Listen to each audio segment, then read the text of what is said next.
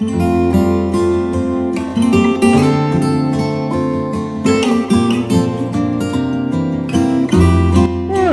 morning.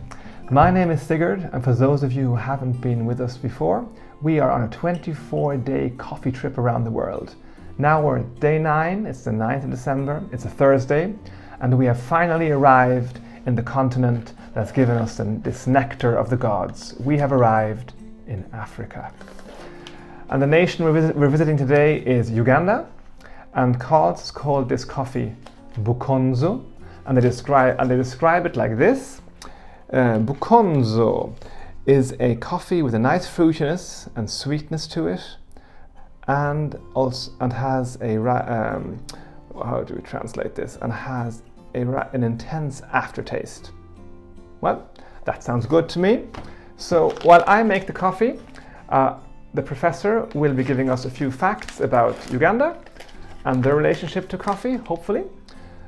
So Professor, Africa and Uganda, take it away.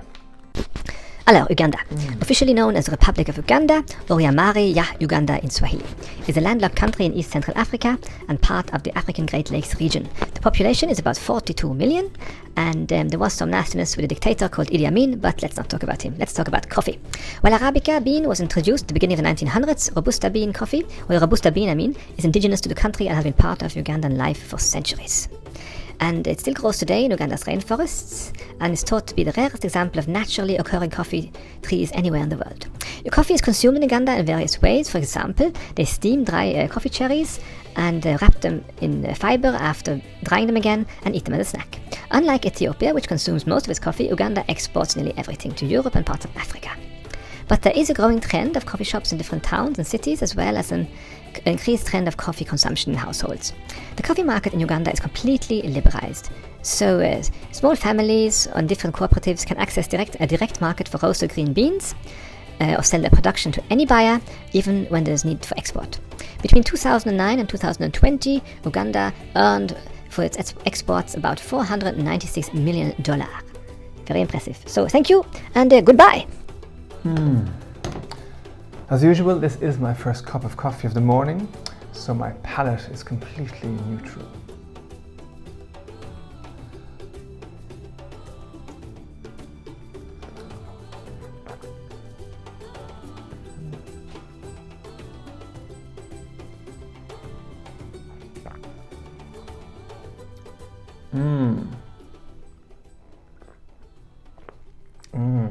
This was good. Yeah, I can taste the fruitiness in this. Or the fruits, well, whatever you like to call it. And the aftertaste is, I wouldn't call it intense, but it's there and it gives it a nice finish. This here is, I like this. This is a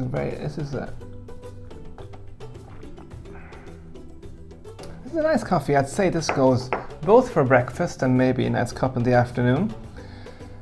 It hasn't got the right caffeine kick I'd be looking for in the morning, but I'd still enjoy this.